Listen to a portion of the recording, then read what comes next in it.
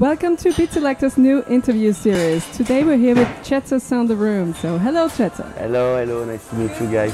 Thanks for having me. Thanks. Could you briefly introduce yourself to the readers of our magazine? Well, introduce myself very quickly. I've been DJing for like 20 years now and producing for almost 7 years. I live in Paris. I have a son, a beautiful wife, and I really enjoy what I'm doing right now. Great. Voilà. Great. And so you've been music for 20 years. Yeah.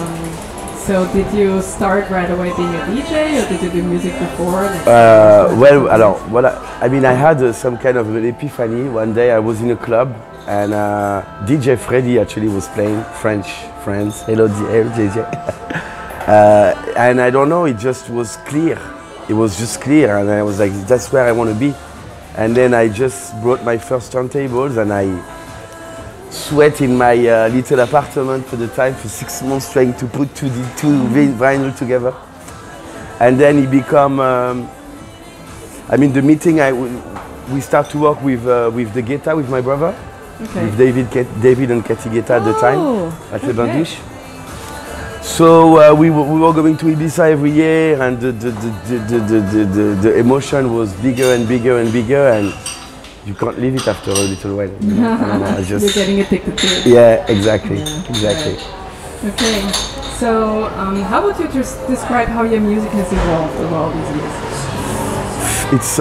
years? It's very difficult for me to answer this question because every time I start a new track,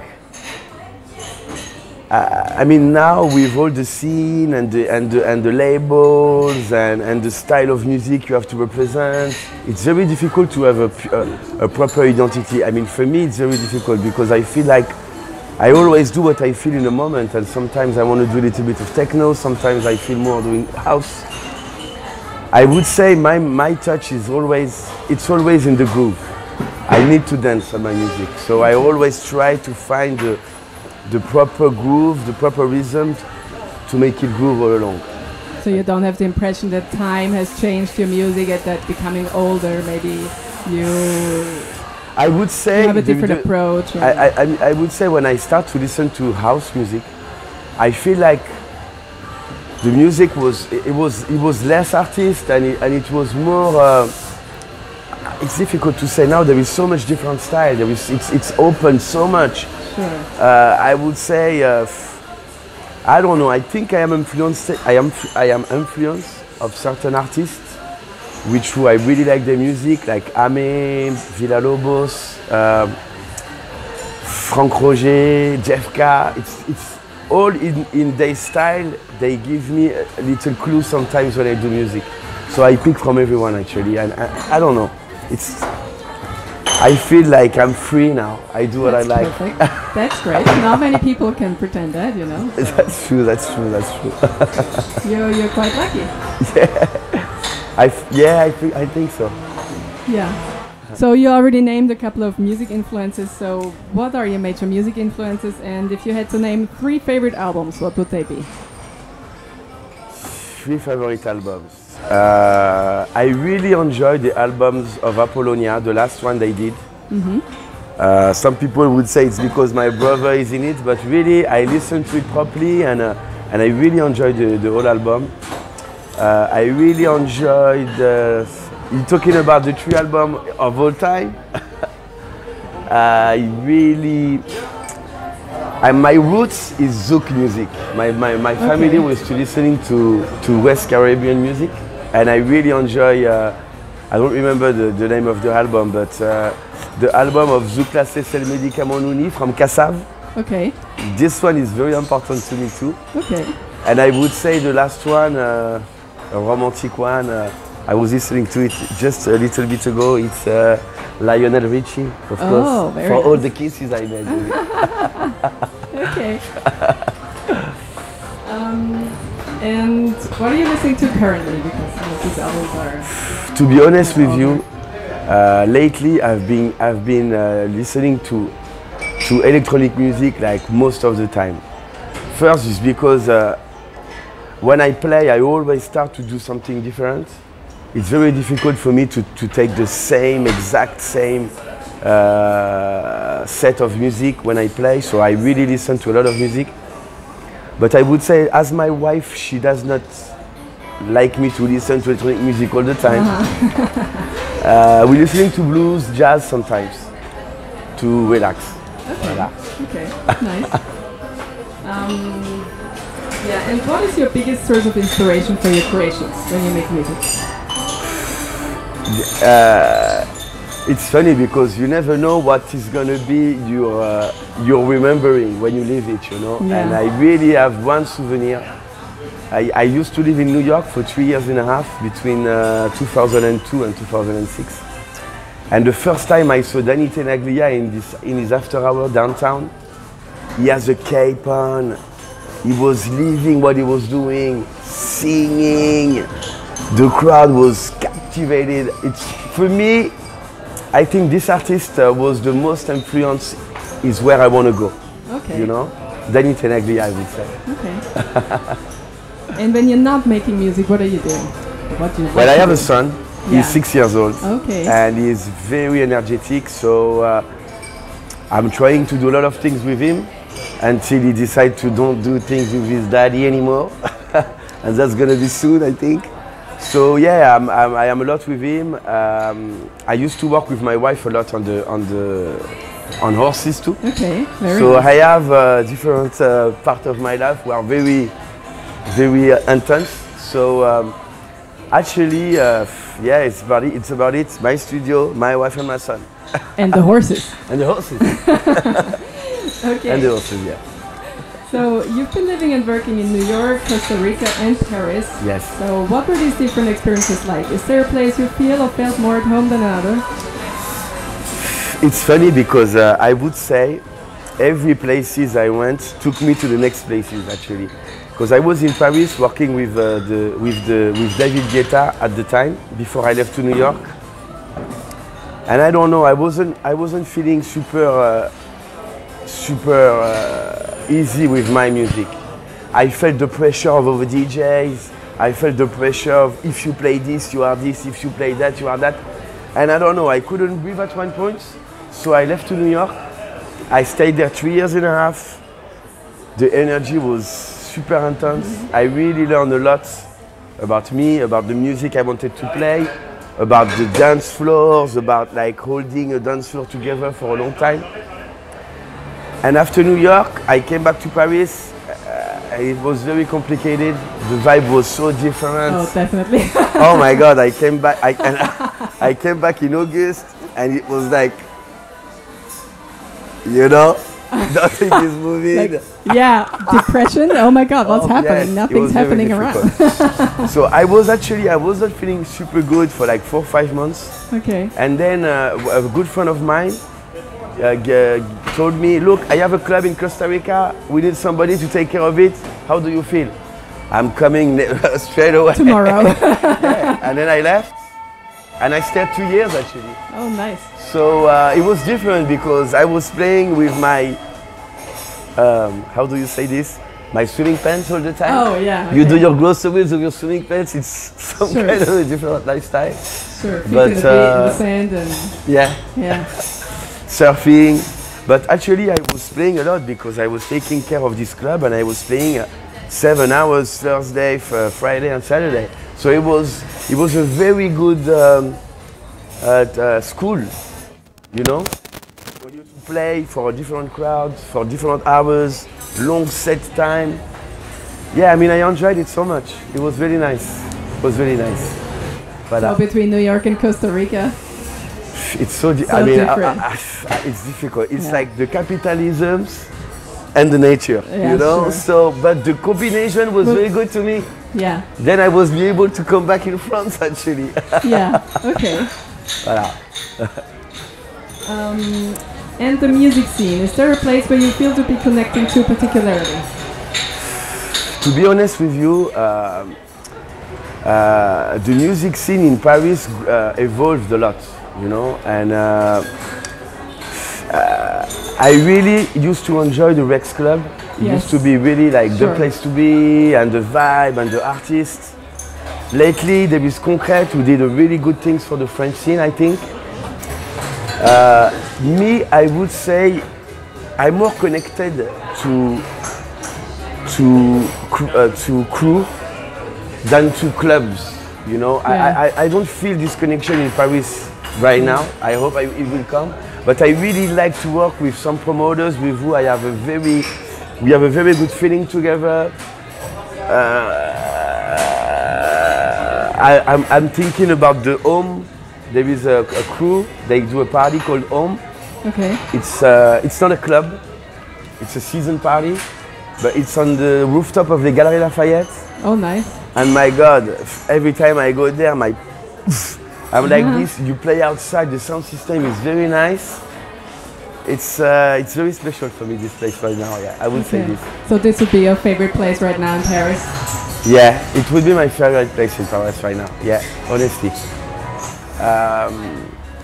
Let me think. Yeah. Okay. And this is an event that's happening how often? It's every Saturday. Oh, Every Saturday on the summer, and really, it's like it's really.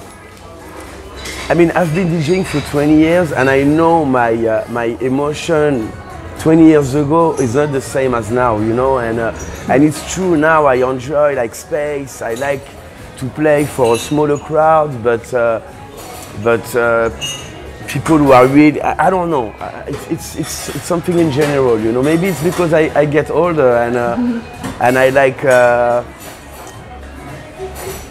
But the vibe there, it's really what I'm looking for, actually. That's Okay. right. So you recently released a couple of new EPs, Sin Control, Watch Your Step and Pavalunga. Can Yeah. you tell us a bit about them? Alors, Pavalaguna, it's an amazing story. For me, it's like, I started this track of Pavalaguna like 3 years ago. And I remember the day exactly because my computer broken and my friend came to change the mirror and we couldn't do it. And my friend was just working on his computer like this. And then he does the melody and I was like this trying to fix my computer. And then I was like, we got it. And we work on it. And I didn't know who would like this track. So 3 years is a long time, you know, it's like, for music, for a track, it's like you feel like tracks during 2 weeks, 3 weeks, and then they are in the spheres of. Yeah. But I believe in this track, and I met Francesca in a club. Francesca Lombardo. Francesca Lombardo, sorry. We met in a club, and I don't know, her hippie Terra just came out. And I was in love with this track. And I didn't know I was gonna meet her. It was really like super strange. We met. You know, it's always strange when you met such an artist to straight away say, oh, I have music for you. You know, I believe so. So we met one time, we met 2 times. I met with a boyfriend. And at one point I was like, look, you know, it seems clear to me that this track is for your label. So do you mind if I send it to you? And she was like, no, of course, please send it to me. I played a lot of your tracks, so I'm very curious to see what you have for me. And I sent it to her and she's like, Jetsa, I'm taking the 2 tracks straight away. and she made a remix and Dubting Thomas made the remix. I am so proud of this EP. Really, it's like, she became my friend. We are like really close now. I love her husband. I don't know if it's very, but this EP, it's a lot of connection, lots of people put together, and now we're gonna start something new, I think, together soon. I really think so, yeah. So this is a collaboration that's gonna continue? For me, honestly, all the tracks, all the music I made since the beginning, it always put people together, the producer, the people who have the label, the people who want to do the party, the people who play your music. It's just unbelievable. It's like tack, tack, tack, tack, tack, tack. So yeah, it's been a very important story to me. And the other one you asked me, sorry? The Sin Control and Watch Your Step. Alors, Watch Your Step. It's with my friend Claude Monet. I don't know if you heard about him. It's he used to. I mean, he used to be. No, he is a very, very big artist. He used to be super big in the 2000. There were like the French touch of Paris, and working with him, like it's the same. I did a track. He sent me a message. He told me, "Oh, I loved your track." I sent him the track, and then we start talking, and we did this EP together. So it's always a connection like this. And Watch Your Step. Watch Your Step. Watch Your Step is a meaning with. I was doing a remix with a friend, and this guy from Canada did the lyrics, and I heard the groove of this guy, and I was like, "What the fuck?" So I just contacted him like this. I told him, "Look, I loved your flow. I have this track. Would you just listen to it? And if you have something coming up, you just telling me." And 48 hours later, he sent me the whole singing on Watch Your Step, and I was like, "Oh my God!" So we just did the track, and now I don't know. It's voilà. Okay. Great story. So are you already working on a new release now? Well, right now I'm working on a new project with a very close friend to me, which means a lot to me right now. It's Gauthier DM. We start working together. We have a new crew together. It's called More Than Material. And we just released the next EP is coming out on Vision Quest next month, 5th of October, with a remix of Archie Hamilton. So I'm really excited about this EP too. And most of it is like we have I really want to sing. I want to sing. I want to play drums. So we're gonna work on a live set together, because I really want to own the scene. I mean, DJing is great, but I feel like doing a live set with both of us, it could be like super fun. So I think this year we're gonna really work on this project together. Okay. So voilà, that's very important things to me right now. And when and where can we see you live in the upcoming months? Alors, I am playing next weekend in Budapest. I have 2 gigs, one at Sunflowers, I think it's a rooftop, and the other one is called Secret Room, with my 2 good friends, Emit and Pat. They are like, it's funny, I have to say that story, because I was DJing on a streaming. Sure. For Clubbing TV. Okay. And I'm DJing, I'm doing my things, and this guy sent me a message like, "Oh la la, my God, Jetsa, I loved your set. Can you please tell me what is the last track?" So I was like, "Yeah, sure, thank you for the compliment." And I sent him the track. And he was like, "Oh my God, thank you so much." And he's like, "You know, I have a club in Budapest. I don't have a lot of money, but you know, if you feel coming, you know, come. I take your tickets right now." And I was like, "Yeah, man, I'm coming." And then I went and I met those 2 amazing guys, like amazing. And now it's my second tour there, so they organize everything for me. I am super glad. So, do you like the music scene in Budapest?